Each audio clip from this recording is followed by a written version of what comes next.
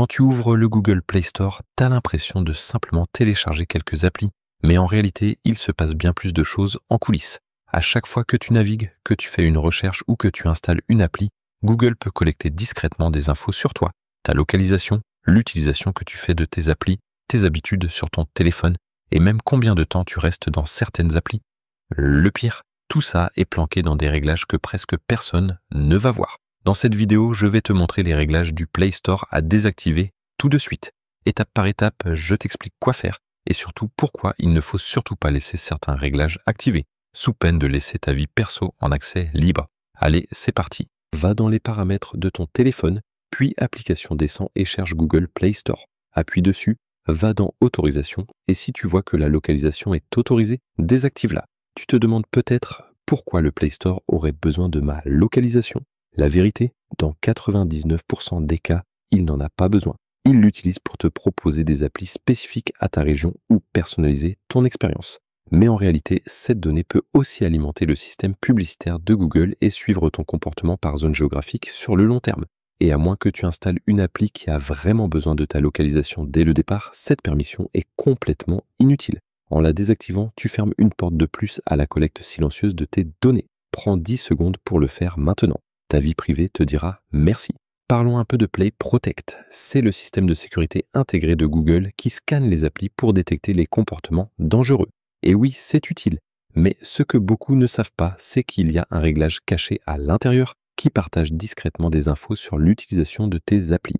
Voici comment le désactiver. Ouvre le Play Store, appuie sur ta photo de profil en haut à droite, sélectionne Play Protect. Une fois dedans, clique sur l'icône des paramètres, toujours en haut à droite. Tu verras deux options. Analyser les applications avec Play Protect. Laisse cette option activée, elle protège ton téléphone en détectant les applis malveillantes. Mais la deuxième option, améliorer la détection d'applis dangereuses, c'est celle qu'on va désactiver. Cette option envoie à Google et potentiellement aux développeurs des infos sur les applis que tu installes et comment tu les utilises sous prétexte d'améliorer leur détection. Mais soyons clairs, c'est une autre forme de collecte de données que la plupart des gens n'ont pas besoin d'activer. Donc coupe cette option. Tu garderas la protection de Play Protect sans envoyer tes données d'utilisation en arrière-plan. Celle-là est importante. L'optimisation d'installation aide le Play Store à mieux installer tes applis. Mais voilà le piège. Ça envoie à Google des données sur ce que tu fais dans les applis, comment tu interagis avec elles et ce que tu installes. Résultat, encore plus de tracking, une batterie qui fond plus vite et un téléphone qui tourne en arrière-plan sans que tu le saches.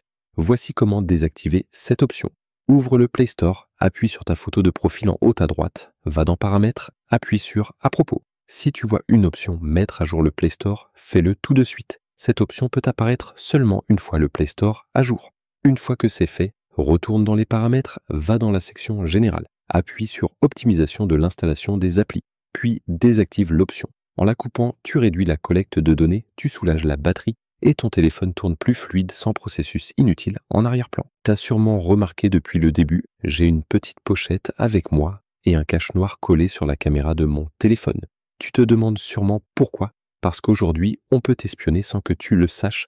Genre allumer ta caméra à distance, suivre où t'es, récupérer les données de ton téléphone et même capter les infos de ta carte bancaire ou déverrouiller ta voiture sans contact, juste en s'approchant. Du coup, j'utilise ça. Un cache pour bloquer la caméra et une pochette spéciale qui coupe toutes les connexions quand je veux être tranquille. Je t'ai mis le lien du pack que j'utilise dans la description. C'est pas cher et franchement, ça rassure de fou. Beaucoup d'applis que tu installes depuis le Play Store sont configurées pour utiliser la batterie sans aucune limite. Résultat, ta batterie se vide beaucoup plus vite que tu ne le penses. Voici comment corriger ça. Ouvre le Play Store, appuie sur ta photo de profil en haut à droite, descends et sélectionne Aide et commentaires. Dans la barre de recherche, tape Supprimer. Dans les résultats, choisis Supprimer des applications sur votre appareil, puis appuie sur le lien appuyé ici pour accéder aux paramètres d'application. Ça va t'ouvrir la liste complète de toutes les applications installées sur ton téléphone. Appuie sur les 3 barres à droite et sélectionne Trier par dernière utilisation, puis confirme. Prends une appli, par exemple Gemini, appuie dessus, descends et clique sur Batterie. Si c'est réglé sur non restreinte, ça veut dire que l'appli peut utiliser ta batterie autant qu'elle veut, même quand tu t'en sers pas. Change ça en optimisé. Le mode optimisé permet à l'appli de fonctionner normalement quand tu l'utilises, mais limite sa consommation en arrière-plan. Fais ça pour toutes les applis majeures qui n'ont pas besoin de tourner en boucle. Résultat, une meilleure autonomie, un téléphone plus rapide et des applications qui arrêtent de pomper ta batterie en douce. Dernière étape, on va empêcher les applis et les annonceurs de te traquer via ce qu'on appelle l'identifiant publicitaire.